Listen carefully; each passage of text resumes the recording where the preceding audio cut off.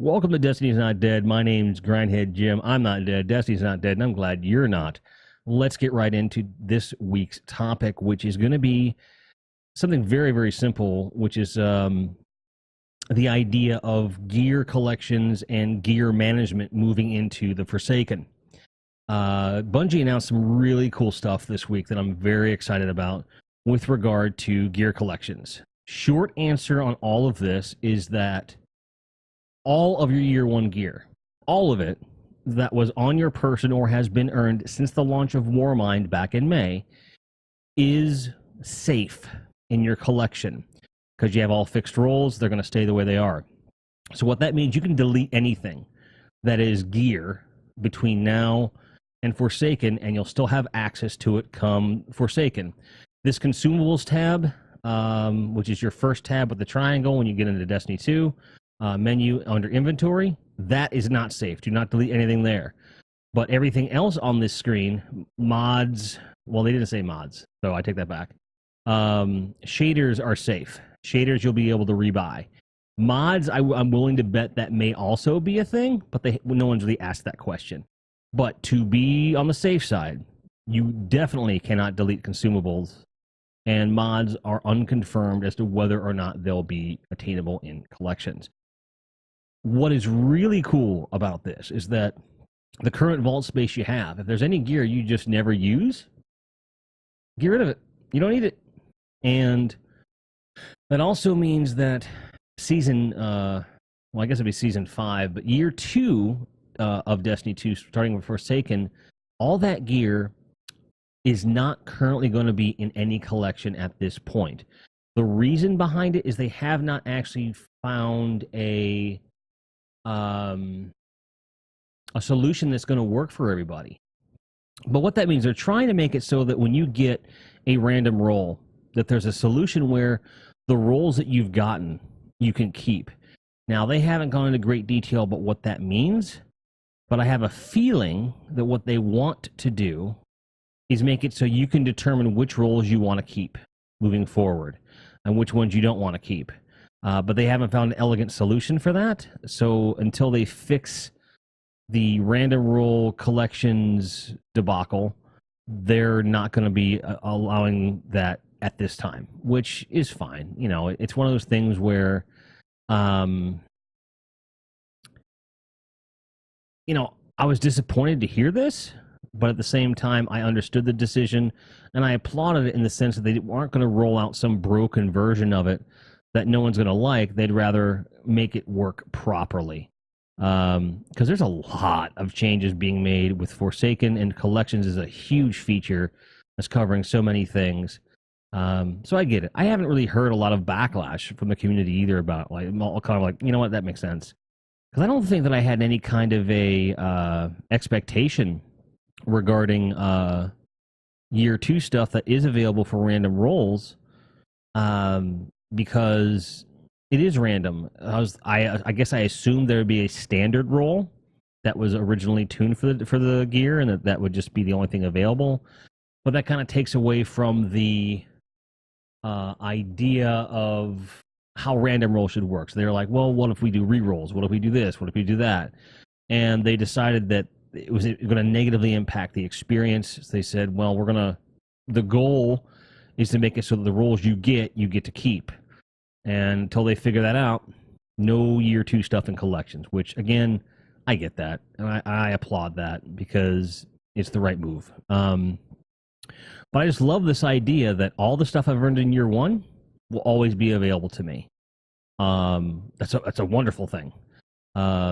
Which we didn't have anything close to that in vanilla Destiny. You know, year 1 going to year 2 of Taken King, we pretty much had to abandon gear altogether for the most part, for various reasons.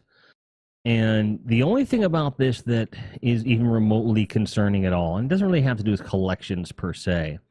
There was an interview that I saw, I think it was PC Gamer, but I don't quote me because I don't know for sure where it came from. But it was definitely an actual interview with Bungie. And one of the things they talked about was that bringing year 1 stuff up to year 2 levels was extremely possible, but that would be a costly venture to do. So it feels like there's some kind of a way that they're going to be actively encouraging year two gear, um, and they're going to be enforcing it through the economy. I was talking to Log Power Slave this morning from the Destiny Down Under podcast. He happened to be streaming early for me, late for him, and I was talking to him. And when I talked to him, I expressed some pretty fearful, angry statements about this. Where I'm like, "What? We're going to have another? Is this going to be a situation like Etheric Light, where it's really limited, and you're introducing a new economy into the gear and so forth?" And I'm like, I don't know if I want to have that happen again. But we don't know what the system's going to be, and for all I know, it's just going to be double the cost for infusion. With something like that, even triple the cost, I would be somewhat okay with. In as much as I think it's smart to want to encourage the year two gear usage. I think it's a smart way to do it without kind of like just shutting out year one. So it's like you can't please everybody, and Log was very quick to say, "Well, we don't really know what's going to happen, so don't get mad until you know that you're fucked." I'm like, "That's fair, don't anticipate the shit in your mouth until you taste it, kind of thing." And I totally get that. So with that, that's the only thing I'm remotely concerned about, and even then, it's like, well, it'll probably be okay because with everything else we have coming, it appears very reasonable to me. We did get the revelation that exotic catalysts will be available in year two, no matter where they came from. They haven't said how or what that's going to entail. I've said before, I have a feeling this is going to be related to the new milestones and or triumphs system. Now, how that's going to manifest, I have no idea. It is this pure speculation on my part, and I don't have any idea what's going to actually happen, which is fine. It's like, well, at this, we're in that weird space with Destiny, as we often get to, where we've been given a lot of information, but there's always plenty of questions that come up. They're going to be talking about it, but they have that press cycle that they want to go through, and I think they know that Guardian Con is coming. I have a feeling they're going to announce something there, which is part of why I'm really bummed that I can't make it to Guardian Con this year.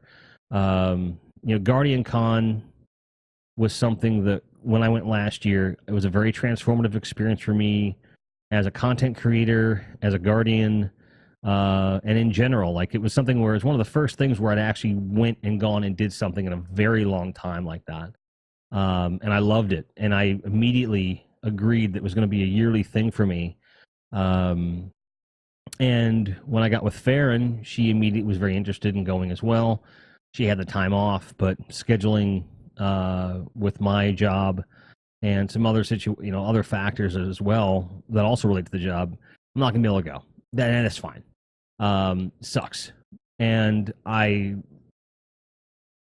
really would love to be able to be there with Bungie being there. I don't think they're going to make it a point to be there every year, but I hope that they do. But whatever they have to say at Guardian Con, I have a feeling it's going to be not like a crazy big announcement, but it'll probably be something. They'll be releasing some kind of information, however small. And Gambit, of course, will be playable at the event. And I'm looking forward to hearing, from average Joe Guardian what what they think about the game type.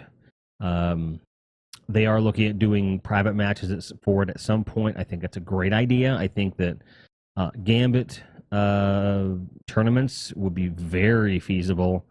A really cool spin on the traditional tournament format, which would also make it infinitely watchable as content. So I think that when it comes to competitive play in Destiny, we're only getting in a better space overall. With that said, I mean, we got quick play coming, quick play 6v6 coming here in a couple weeks, along with the Summer Solstice event, which is going to have its own kind of cool perks. You can get level 400 armor by participating in the event, and weapons are only available through the new prestige modes of the raids, which is like, holy crap. No real word on what the actual light level cap is going to be in Forsaken, but I'd say it's a fairly safe assumption it'll be at least 600. I have a feeling it'll be higher. Maybe 650 if I had to venture a guess.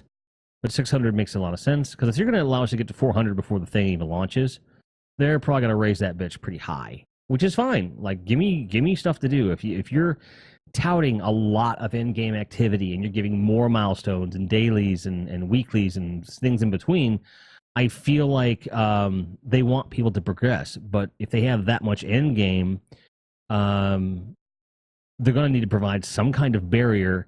And I think the way to provide that barrier is just to make the light level a bit higher. So 600 makes sense under the circumstances because you're going to have a fairly significant portion of the player base, at